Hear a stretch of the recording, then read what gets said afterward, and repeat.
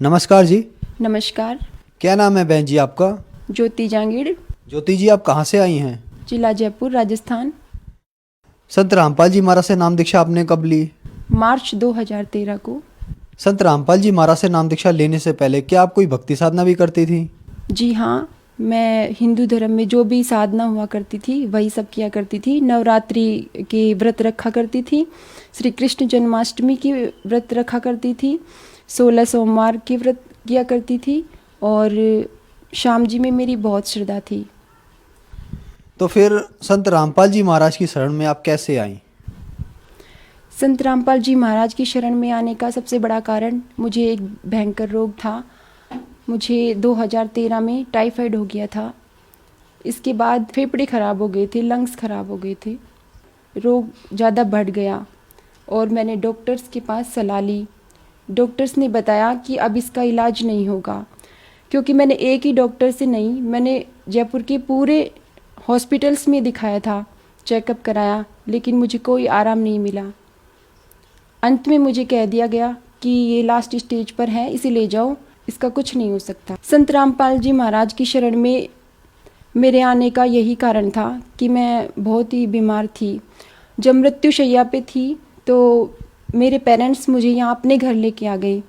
यहाँ लाने के बाद मुझे ज्ञान गंगा पुस्तक मिली, जो कि मेरे पेरेंट्स पहले से ही सत्संग देखा करते थे, ज्ञान गंगा पुस्तक पढ़ा भी करते थे।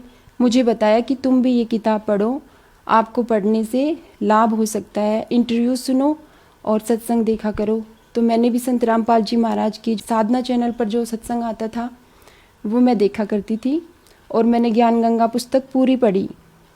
इसके बाद मैंने संत रामपाल जी महाराज से नाम दीक्षा ली।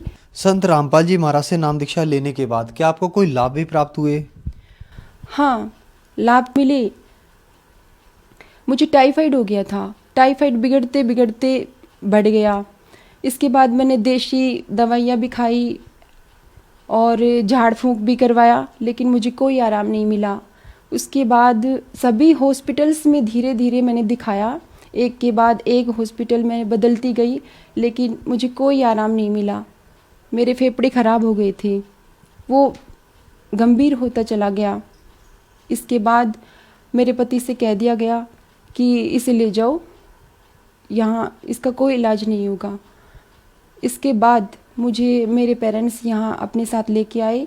मैं बरवाला गई और वहाँ से मैंने नाम दीक्षा ली। संत रामपाल जी महाराज से नाम दीक्षा लेने के पश्चात 3 महीने में मैं पूर्ण स्वस्थ हो चुकी थी और जहाँ मैं एक गिलास जूस भी नहीं पी सकती थी, फल भी नहीं खा सकती थी, वहाँ पर मैं अच्छी तरह से खाना खाने लगी।